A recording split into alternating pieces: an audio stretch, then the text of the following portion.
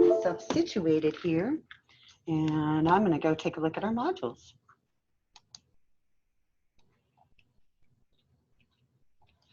I've got some I need to close up. You can tell this mask is supposed to be one of those ones that doesn't let your glasses steam up, and as soon as I breathe, I can't see a thing. So, can't see anything in front of me. Driving while blind. Okay, in my lesson 2, it looks like I have some things I need to complete, but it looks like luckily the instructor hasn't added the prerequisite to where those actually matter, but she could at any moment. So I'm going to go in there and complete them. Just the beginning and the ending.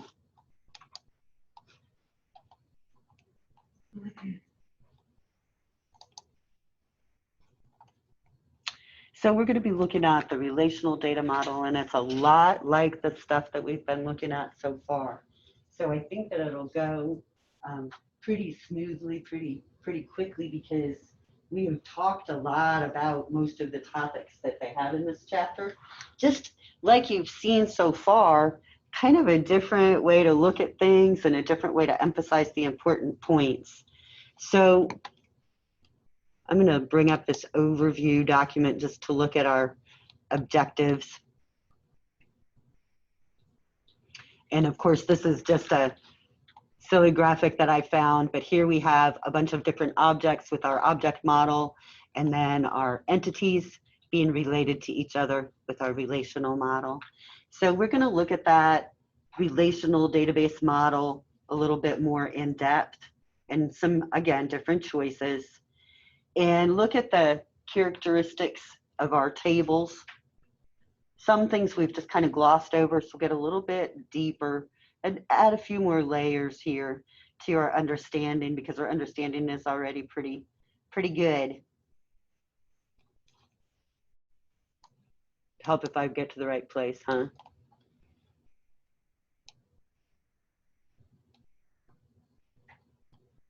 That one I need to complete. Look at me being so far behind. I'm like, this seems like stuff that we've already talked about. It is.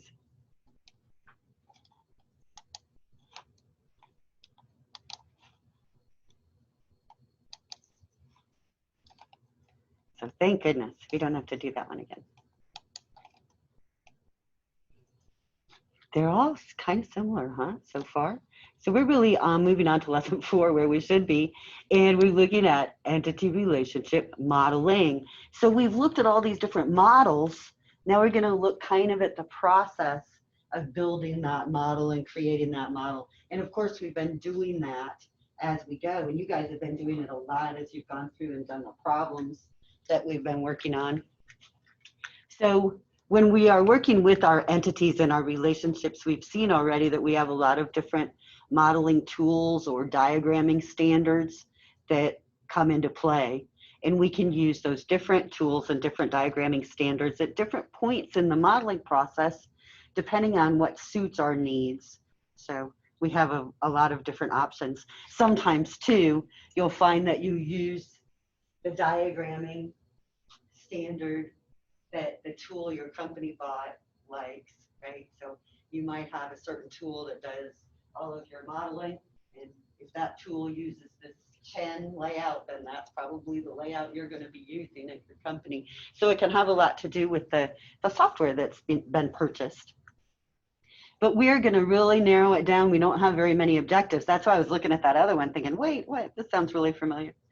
So we're just going to finish this up looking at main characteristics of the entities and relationships. And we want to get into the details of how we can define those entities and kind of work them into our design. And realize that we have some conflicting goals that we have to work things in. So sometimes we'll have people that have different points of view, and it can be surprising how much that matters in our database design. So I've got a link here that goes to your Cengage reading. I have that open because it has a lot of good information. So I want to be able to jump back and forth to it. Now, you guys, I know use Cengage a lot. Let me know if there's something that I should be doing that I'm not, or I like using the menu a lot, the table of contents, to move around. And then I'll see other people that don't use that at all, but however you want to move around.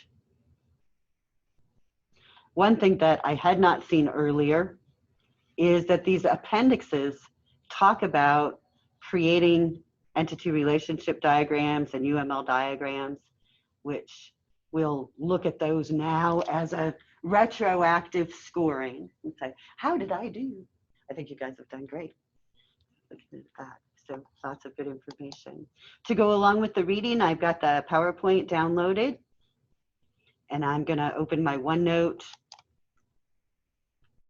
notes and get that PowerPoint imported.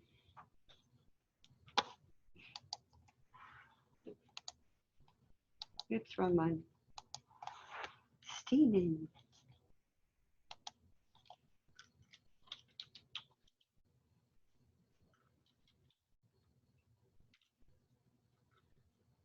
Find the right key this morning.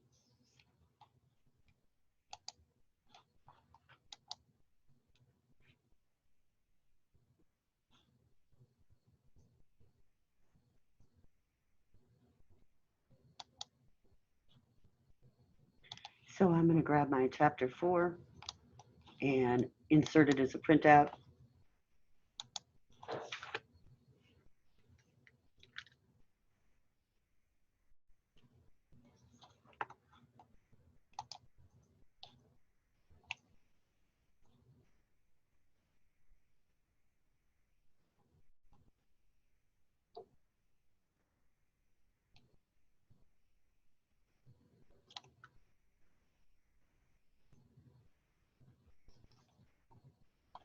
Perfect. So we should have everything in there. We've got our objectives. And when we look at an entity relationship model, which you guys have had a huge amount of experience with already, we have already become aware that we're working with these main components of a database, right? These are our important things. We have entities, attributes, and relationships. So if we wanted to get a little bit more definition oriented, we would say the entity is our noun, right? It's kind of our person, place, or thing.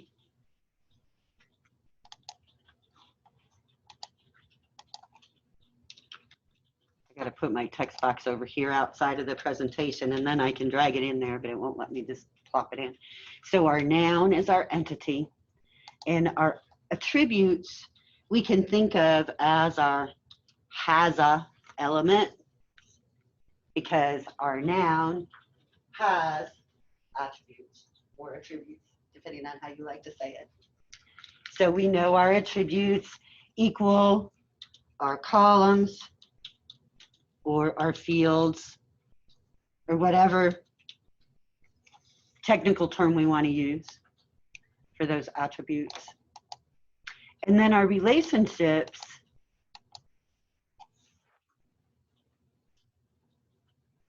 are how the things are connected, right? So what should we say there?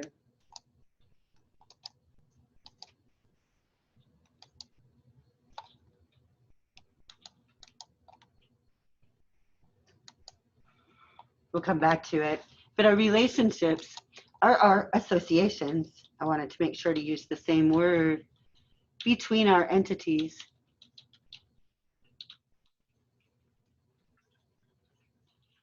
So I can move those.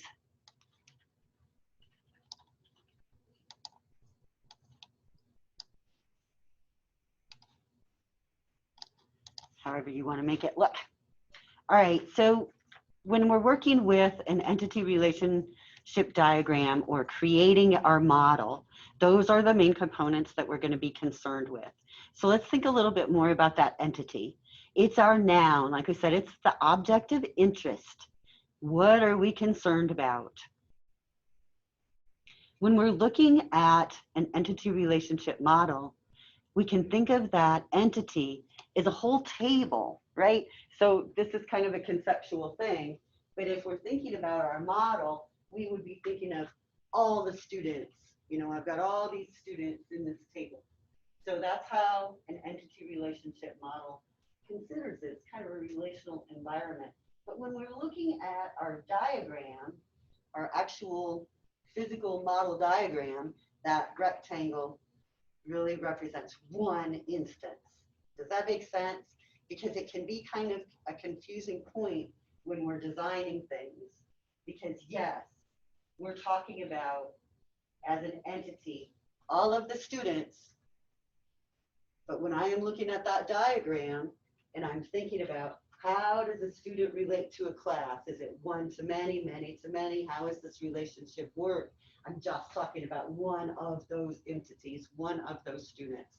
So people can get a little confused in their relationship status and think, well, no, this is many to many because there's a whole bunch of students that take a whole bunch of classes. Well, yes, but we're talking about, we want to narrow it down and zoom in on just one student. You know, can they have more than one class? Yes. So that's what we're looking at. Now they've thrown something at us in this section that in our diagrams, our entity name, they want it to be written in all capital letters. That's a new thing. So they hadn't asked for that before. That's kind of a personal choice. And I don't really care for it. What do you think? When we go to all uppercase, we might as well be all lowercase, right? It doesn't really convey multiple words very well. Their thinking is that if we have all of our entities in all uppercase letters, then they'll stand out in our code or anything that we're using that refers to that entity. So that's why they want everything in all uppercase. So we'll follow their rules. Here's characteristics of an entity. Now these should be highlighted or do something to them in these notes so that they're meaningful to you. Think about each one of these characteristics. If I'm talking about a student as an entity, some attributes of students or characteristics of students, like their name, are required. I have to know them before I can deal with a student. Other things, however, are optional. The domain is the set of possible values. So if I'm looking at,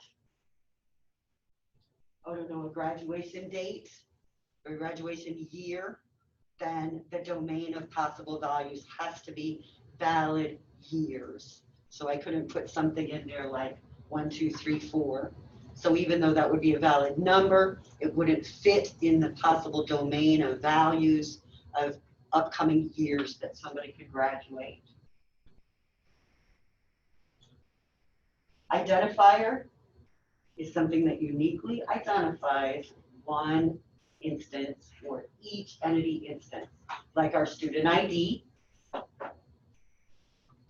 And we've already seen a composite identifier is when that identifier, that unique key, is comprised of more than one attribute, like first name and last name, because that would be potentially an identifier, even though it may not be unique.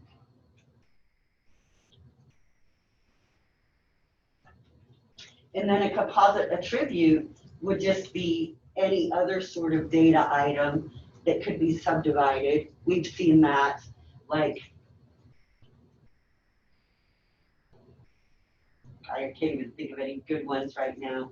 Address and city, state, and zip and all of those kinds of things that can be all put together. And then a simple attribute is what we're looking for, those that can't be subdivided. A single valued attribute is one that only has a single value. And multi-valued are attributes that have many values. So let's look a little bit further at what they mean there. We'll get to it, don't worry. So here is an example of a Chen model. In this model, the Chen diagram shows the attributes. The ones that we looked at earlier, they just kind of gave us the entity name with the triangle or the diamond relationship in between. Here we're adding in the bubbles that are the attributes or characteristics or columns that go along with this entity. So we see we have last name, first name, initial, email, and phone. When we look at a crow's foot model or other type of entity relationship type model diagram, we're seeing the rectangle entity box that we're used to.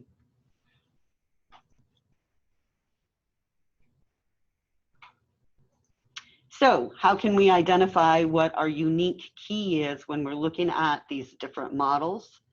Well, in the Chen diagram, we would see an underline under the attribute name of that unique key or primary key.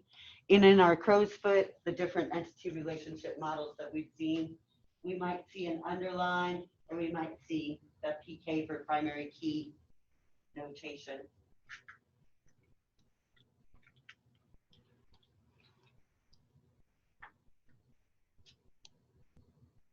So the one that they want us to consider here, the majority of these attributes have a single value. If I'm looking at one car, right, my car, then my car only has 1 year, right? That was the year that it was made. If I was looking at a whole fleet of cars, then I would have a whole bunch of years, but I'm not. I'm just looking at one car here when I'm doing this design. So my one car has 1 year. But they're saying, oh, your car could have multiple colors. So they have those 2 lines there. What do they mean? I only have one color. Well, they're like, no, you could have a different color roof and a different color, like upper and lower or something like that. So they're saying this color could actually occur multiple times. You could have multiple values for your car. So I have an exterior color, I have an interior dash color, an interior seat color. So all of those are different color value attributes that are associated with that car. So that makes that a multi-valued attribute. We would think of it, if we were writing program code, we would think of it as an array, right? It's some sort of attribute that repeats for this car, like the color array. And you would say, oh, position 0 of my color array is the exterior color, and position 1 is the interior, and that's how we would do it. We can't do that with a database. We don't get to have those multi-valued attributes, because how many are we going to keep? We have to be able to handle it logically. We can't just have a never-ending array. So what we're going to do is take care of that problem by making those into simple attributes. We can do it a couple of different ways. We could create new attributes, one for each different possible color we could have, or we could create a new entity. So let's think about the first one. If we decided we wanted to make different columns or different attributes for each color field that we might have, we could have a car top color, car trim color, car body color. It would just add all those new columns to our car entity, right? And then we would not have a multi-valued attribute anymore. We would just have a simple single-valued attribute. So that's one way of taking care of the problem. The other way, are they not going to show it to us? Maybe it's in the textbook that they show us.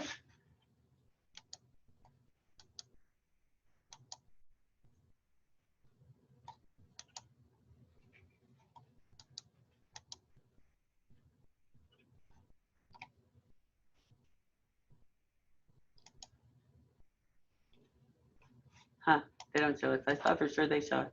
So what we would do if we wanted to fix this in the other way, where we wanted to add another entity, is we could add an entity of color. And then we could have a link table where we linked the car to the color entity. And in our link table, we would say this is the top color, you know, and it would be associated with orange and the Chevette. And then we could have additional pieces of information. Now think about that. If we resolve our problem by adding new columns to our table, we're limited. We can only carry these 3 colors, right? So if we all of a sudden have some engineer that comes up with this great new plan, and now we want to have color in our wheels and the spinners or something, now we don't have any place to keep track of that information, right? We don't have a wheel color. But if we use the new entity approach, where we created a color entity and then we just connected the two, we could really easily just create a new wheel color and put that in as new data in our database. So that would solve our problem without us having to redo the whole database, because now we want to keep track of what color the wheels are. Does that make sense? So think about ways that you can resolve problems like that. Either way, we have to take that multi-valued color attribute and break it down into a simple value. It can only occur once. Okay, and then what are we looking at here? Here we have attribute that's derived. We've got the employee number and last name and first name, initial, date of birth, and age. Which attribute do you think they're talking about when they say it's derived? Hence, it has a little dashed line. What are they talking about? How is that different than date of birth? Age changes. Age changes. We don't want to carry that on our database. We've got the date of birth. We can calculate the age. So age is a derived value, meaning it was calculated by using other data on our table. And we don't want to carry that kind of stuff. We'll just calculate it as we go.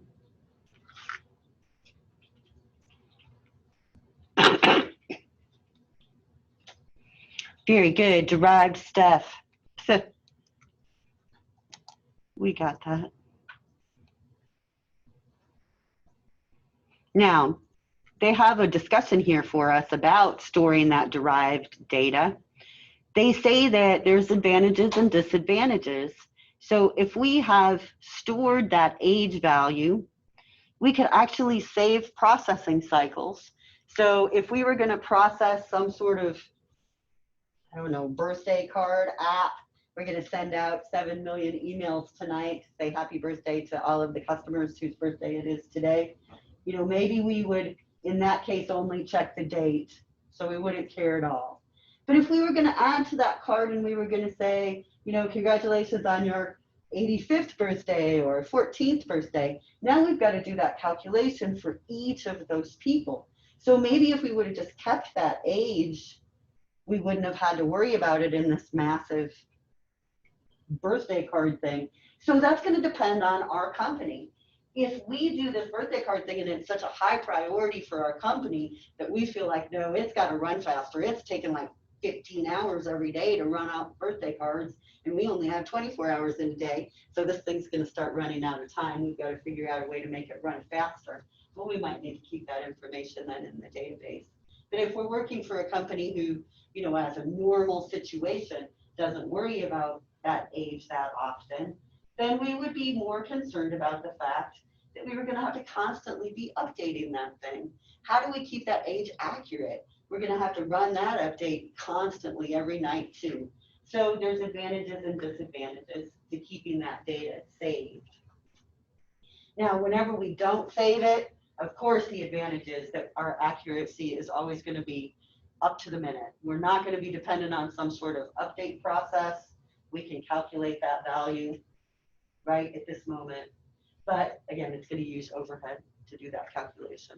So every time we look at something like this, when we're doing our database design, we can think about, you know, advantages and disadvantages. So I like it because there's not really like a right or wrong answer. It's all kind of an art. So you can decide how you want things to be. Now our relationships, we've seen already that we have a class of relationship that describes our connectivity. So this middle option, our connectivity, we've talked about it quite a bit, that we have one-to-one relationships, one-to-many and many-to-many in our real-world stuff. But some of the other things that we hadn't really talked about is the association between the entities. So in some case, we might have, like a student and a class that are associated in many ways, right? A student attends the class. The class has a list of students, and there's lots of different ways that they can be connected back and forth. So that association can occur in more than one relationship between the two entities.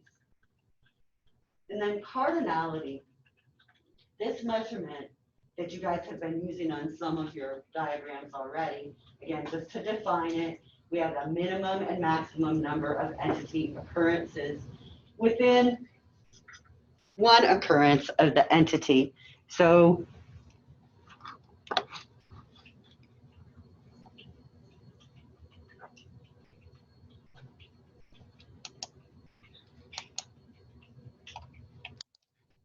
think about cardinality here. I could say that the relationship between students and classes requires at least one student, right? Because I can't have a relationship between students and classes if there isn't a student. So I have to have at least one student in that relationship. Now, do I have to have classes? No. So I could have all of these entities exist in my database with only a student who's not actually taken any classes. So I could have one student, 0 classes. What about some others? Let's say I have a person and a car. Can I have a relationship between a person and a car without a person? No, so I have to have at least one. Can I have a relationship between a person and a car without a car? Depends on what I'm looking at, but probably not, because I'm saying this is a relationship between a person and a car. So I need one of them and I need at least one car. Could I have more than one car? Yeah. So I could have a multi-entity relationship there too. So cardinality just says, do I have to at least have one? Could I have many?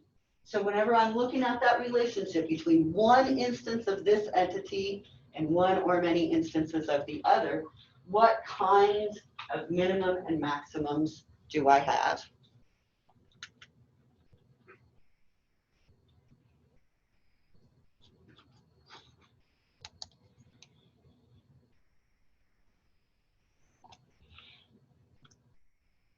And we've also talked a little bit about referential integrity, where we said, if I have something like an order that refers to a customer that made the order, that customer better exist, right? Or else my reference is wrong. I have an integrity problem in my database because it doesn't reference properly. So that would be called existence dependence, right? Because I have to have that customer existing before I can have that order. If I didn't have that situation, that would be existence independence, right? I could have an order out there without a customer. We don't see that very much with an order. I was about to say. We like them to have customers or someone that's paying. What would be a good example of existence independence then? That too. Because I'm trying to think, and like, I feel like most would be existence dependent, correct? When we start talking about relationships, then we add that dependence right away. Right. But if we're looking at any sort of entity relationship diagram, usually those entities that have the most connections or the most lines coming in or out of them, usually those are kind of our primary entities that we would think of as independent. Okay. So to me, it would be like a student, because I could have information about a student without any other information, Right. and it would still be valuable student data. So it would be independent of anything else. And that's something that, we're just being aware of as we create our relationship model so that we know we have that dependence or independence. Along with that, as we design, we can kind of solidify that relationship. So if we create a relationship and we have in our relationship our primary key, like our customer key, and then in our order, we have that customer key as a foreign key that points back to our customer. That would be a strong relationship, because if I look at an order, I can find the customer that it's associated with, right?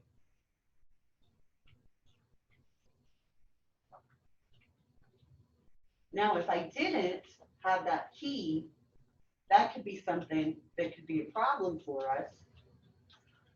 But we could see that happening once in a while. But in that case, that would be a weak or non-identifying relationship. In one place I might see that often might be some sort of code table. Like maybe I have a table that's all of the lakes in the state, because I use those for building my fishing display. So I have this table of all the lakes, and I might just be able to scan through that table looking at certain information to build a relationship. That, let's see, this area that this person just selected on this map has these lakes. So there is no built strong relationship between this area and those lakes. I've just built it as I've gone on the fly, so that's a weak relationship. There is no identifying data in the table to say this lake is in this area. We just had to deduce it.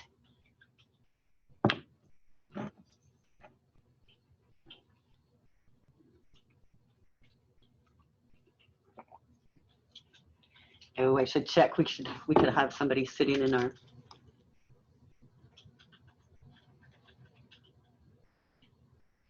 waiting room or something. No, yay.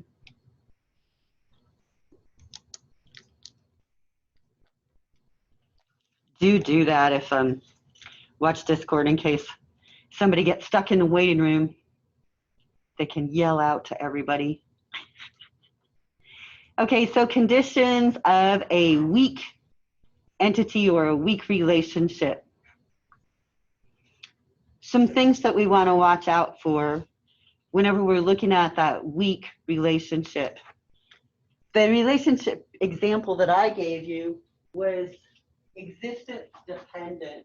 That means that it was just me selecting that area that created that relationship, right? So it didn't exist outside of that.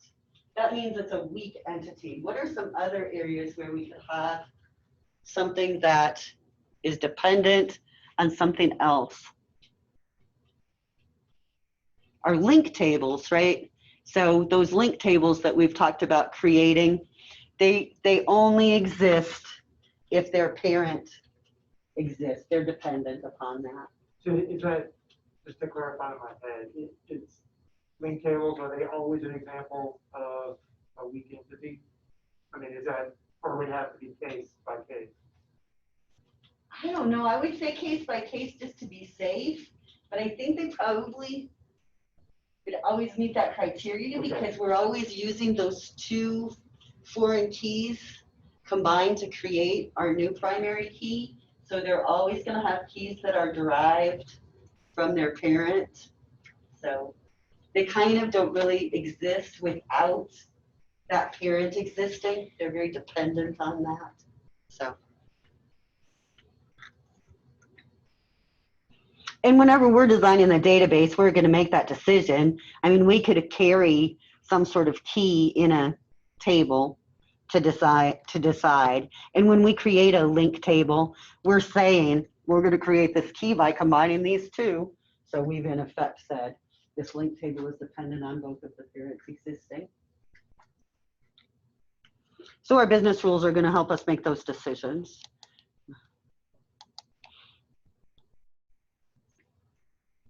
Here we have some examples. We have an employee who may or may not have dependents. So whenever I look at my employee, there's always going to be one of them. So that's why my one is up there, right? And an employee can have many dependents.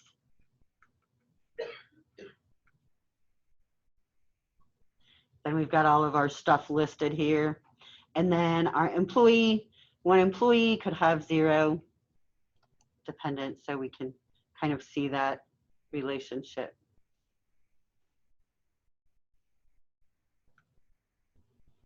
Here's our dependent table. It's totally dependent upon that employee existing, right?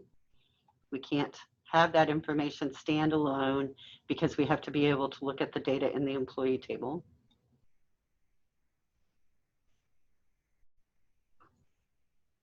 Now, a lot of these rules are kind of like you guys were talking about with the different types of keys, the composite keys and the primary keys and all of the candidate keys and everything. And when RJ said they can be many of these, that's kind of what we're looking at here. All of these things are just descriptors that could apply to many different parts of our database design or might not apply. So they're not like one or the other. These are, they're either optional or mandatory, but we might not see all of these different kinds of characteristics exist. So we know the difference between optional and mandatory. Do we have to have a dependent? No, we might not have a dependent. So that's an optional participation.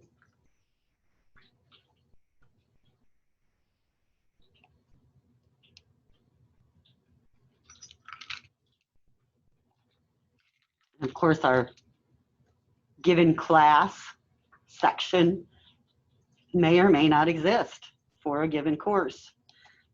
You guys all know that from trying to schedule. Right? Just because there's a relationship doesn't mean that the class section will exist.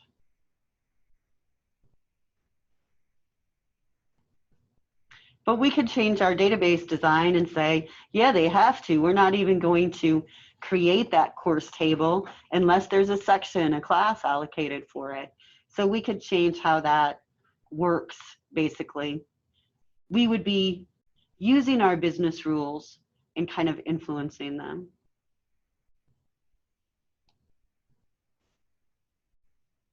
Okay, let's see if we can clarify these. Help me here. All right. We're looking at the relationship degree. So when we look at our relationship degree, we're talking about how many entities or participants are associated with a relationship. Let me see what kind of pictures they've got. Oh, good, there is a good picture. So I'll move to it. All right. The unary relationship we'll come back to. The binary relationship is where we have 2 entities that are associated. So in the example here, they're saying that a professor is associated with a class.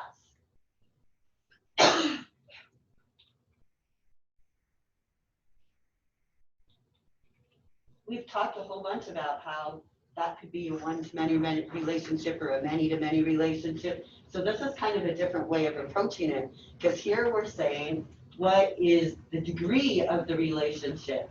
Well, it's binary. That means that anytime I'm going to have this relationship, I'm going to have one of these and one of these, right?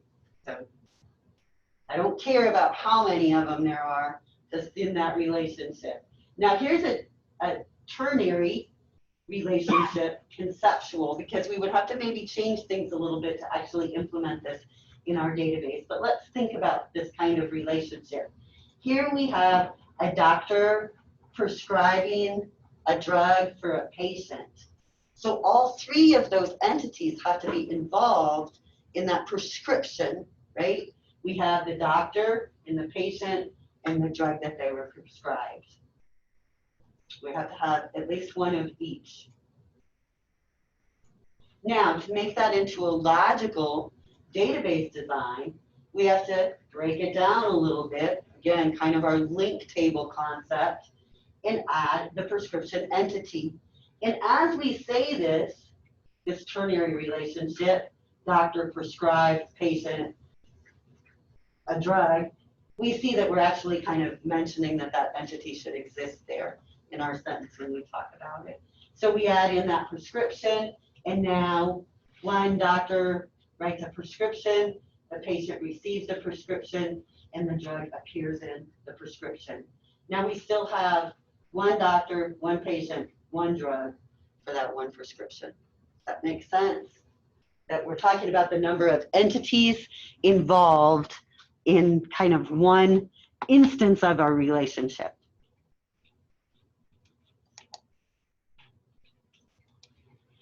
Okay, so what about the unary relationship?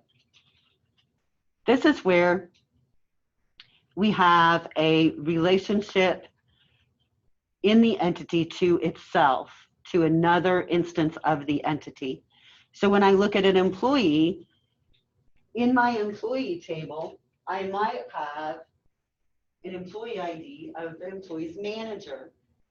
That employee ID would point to another instance of the employee table, right? So I would have the employee table for me pointing to the employee table instance for my boss, right? So that would be a unary relationship. One table, multiple relationships.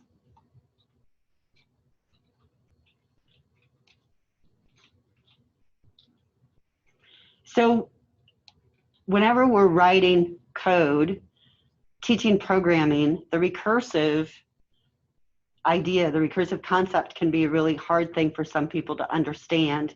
And they always give you guys these awesome math problems is an example of recursion, and then everybody's like, yeah, I didn't really get that, and all that. And so it can be really complicated. But if we think about the unary relationship, and they say in a manufacturing process, then maybe it makes more sense. And one way that we could think about it would be a bill of materials. So let's see if we can find a picture of that.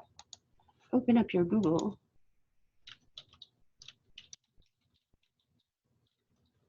And I want to just try to find a bill of materials list. I'm going to look at images.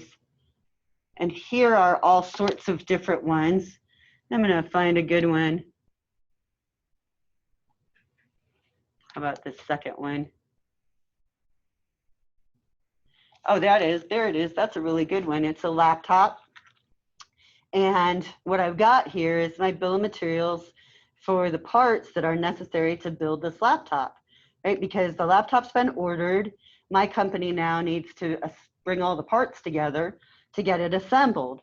So when I look at a bill of materials, this is a standard structure. First of all, my primary product is this promotional laptop.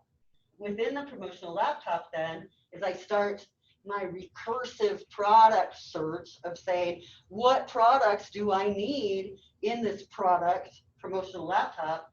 I see that a battery pack is part of it. And as I go down, I'm finding all these different parts. And another part is a laptop computer. And inside that part, I have a carrying case and a keyboard and all sorts of other things. So the recursive process here is that in my logic, I'm saying, while there are still products that are part of this promotional laptop, keep going out and getting them and bringing them back to me. And when I get to the next product, my code or my logic is, while there are still products, go out and get them. And so I'm going to recursively look for all of the products that are pointing to this battery pack. Then when I finally get done with all of them, I'll move on to the next product. And so my recursive relationship can be built into my product table, where my product table can have some sort of coding that says this part is part of another part, and I can just keep looping through all that information to find that data. So that recursive relationship is going to be found most often when we're looking at some sort of product information. Here's another good one. This one is a little bit simpler. Here, if we want to build product number 1, it's called assembly 1. and it's made up of assembly 3. And assembly 3 is made up of part 1 and part 2. The next thing they ordered was assembly 2, and it's made up of part 3, which doesn't have any other parts, and assembly 4, which is made up of part 4 and part 5. So that recursive structure where I'm saying this is related to another product can keep me looping through all of the different table entities until I've listed all of those bill of material products that are part of that assembly or whatever it is that I'm looking at.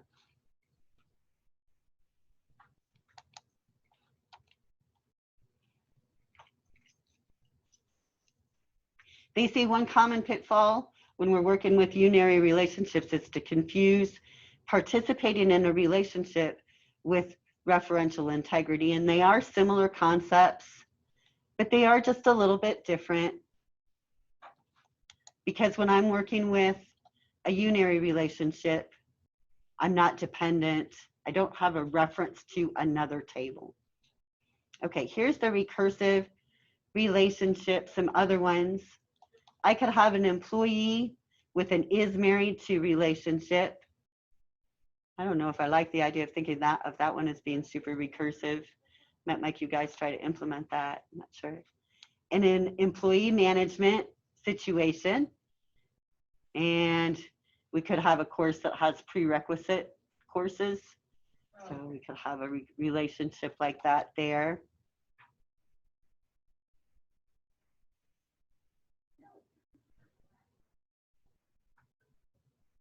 And you've seen whenever we resolve those kinds of illogical relationships, we can use that composite entry, that link table that connects everything together.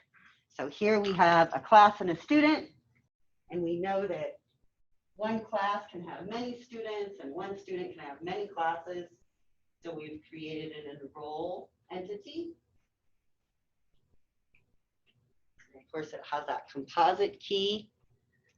So it's a composite entity.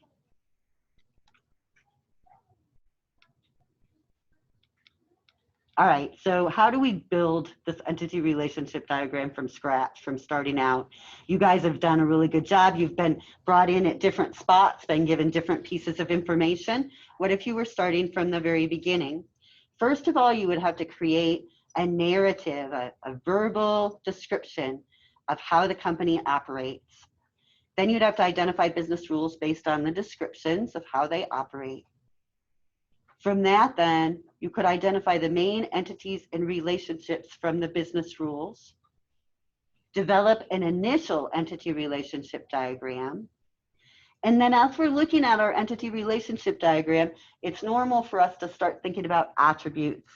What are the columns and fields that are going to go along with this entity? We are going to start identifying the primary keys that describe our entity, and then we're just going to keep reviewing and revising that entity relationship diagram. Let's look at Tiny College here. In Tiny College, after our first go round, let's see what they say here.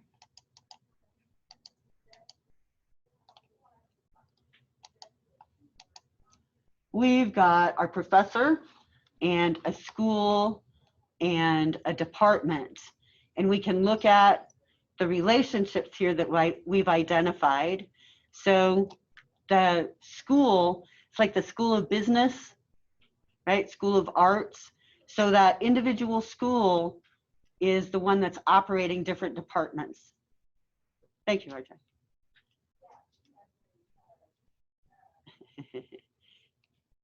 We've been not having much grouping out there in the hall. Everybody's getting a little bit bolder. So our department code, or our department, if you notice, has a school code to create that strong relationship with that school entity. So we cannot have a department that's in more than one school. We see that business rule right away. And then we can have a professor that could be the dean of a given school.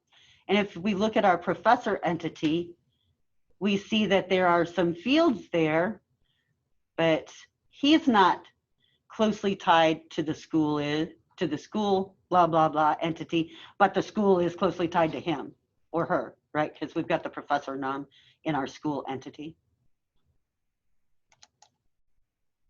So as we're working on it, we add a little bit more. We find out that each department offers different courses. So we start identifying our course entity. We have a unique key of the course code, and we are going to make that a strong relationship. So we're going to add a foreign key of our department code. We're getting some other attributes allocated there.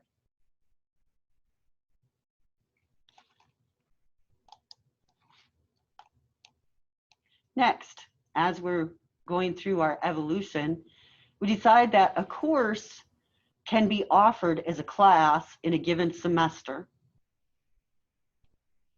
So Tiny College here is getting their terminology down for how they want these things to be defined. And when we have a given class, that would be like a section of a class. That class is going to have its own primary key, but it's going to have foreign keys to tie it to the course and the semester that it's offered. So we see that we're building these strong relationships. And then as we do a little bit more design and a little bit more work, we find out that all of the instructors basically, or a bunch of them, could be considered professors. So not only do we have an entity in our professor table that chairs the department, our department employs a whole bunch of professors.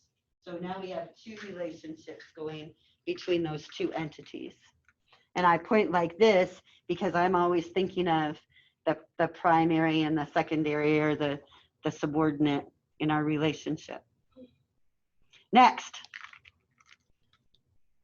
we have to add in the information about a professor teaching a specific class. And then we can start adding our student information. So for students, again, we have a primary key, and we're going to say that a student can enroll in a class. So student is written in enrollment, and enrollment is found in our class.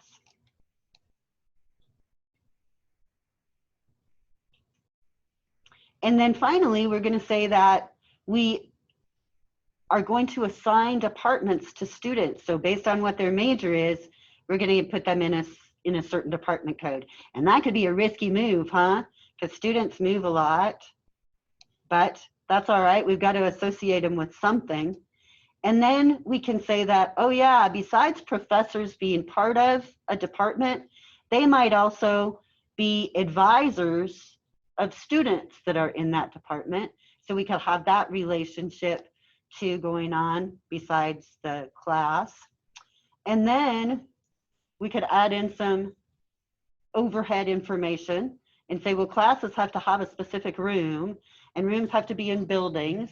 So now our support information and our support tables start coming into play. So these entities are really important to us, but we can see where they're not as critical is the primary entities that we are concerned with in our database, but they're very important. Now, as we go through, we could make a list of all of our entities and their relationships and connectivity status to other entities. And this is just a good check to make sure that everything is in place, nothing is missing. Now, as we're working on our design, we're going to have to make compromises. We have to conform to design standards. So there's certain things that we just have to do. We might be adding too much overhead. So even though we have really, really fast computers and all that great stuff, we still might want to limit our complexity a little bit and make some of those logical relationships that we would like to have. We might have to enforce those more programmatically instead of putting them in the database. So We want to make sure that we're taking into consideration our performance. And then we want to make sure that all of this data isn't slowing things down overall. Sometimes we can add in a database and the employees that are using it can be overwhelmed with all of the data that they have to enter, but it's not worth it to them. We'll see what we got here with this one. We've got an employee, and we started out with this kind of spreadsheet where we have the employee and then we have a spouse employee number if they're married.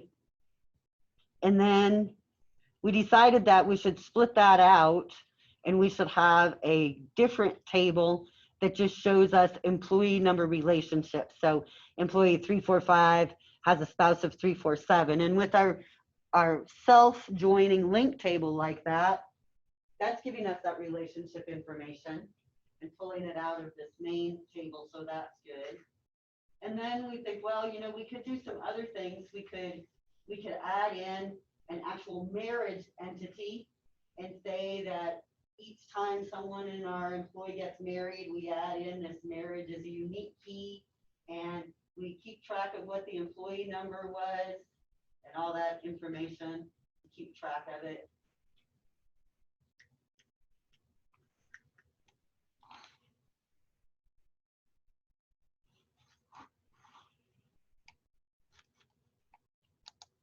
So what are our conflicting goals in this situation?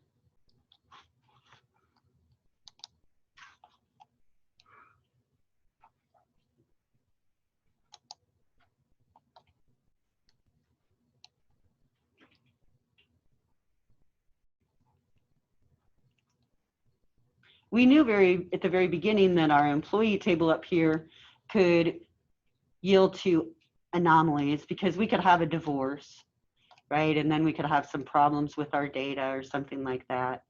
So in the second implementation, they say that eliminates the problem of having null partner IDs in some of our rows, but it doesn't really take care of the problem of duplicates. If somebody gets divorced or something, we'd have to do some cleaning up. So the third approach, they say, where we add our marriage and marriage part, we've got these new entities. This approach does have issues though, because it makes us get additional data from the employees. Do you see that right away? So now we might be getting a little too personal. So even though as database administrators, we're like, well, this is a really valid data representation of how we want to keep track of this information. Are we building Ancestry.com here? You know, is that too much information to ask from an employee? Yes, it is. So we have to back off a little bit on some of our design based on that kind of information. So we can't keep track of everything that we would like to keep track of, because sometimes we have privacy issues. So lots of different solutions there. All of our different solutions would require some sort of programmatic control of this relationship on top of what the database management system can do, because we know we have to go all the way to this marriage entity to get it to be programmatically happening automatically. And we've just decided that we can't do that. So we're probably going to have some programmatic control built in. And we can do that in the database. We can create what are called triggers that will run at certain times to make sure that we have all that information kept intact in the database. But as they mention in our textbook, because we're going to need to do that, we need to document. So part of our design is documenting that information, and our model does a lot of that documentation for us, but it does leave some that we still have to do in another place, like notes like that, other things that we're going to have to take care of. Oh, awesome. Okay. I was hoping we could kind of talk about that whole section. So on Thursday, we'll do something a little bit different for our first part of Class Good. We won't have to look too much at any content. And that gives you some time. I think from looking at grades, it looks like people need to finish up the problems from chapter 3, and that should be fine because we shall have an hour or so next time of lab to do the problems from this one. And I'm going to figure out how to grade the problems from chapter 2 while you guys think bad things about me. He's a new one. Any questions? Lots of the more same. We're going to start making some databases here any minute. All right, I'm going to stop this share and let everybody get all of their great problems done. Let me know if you need anything.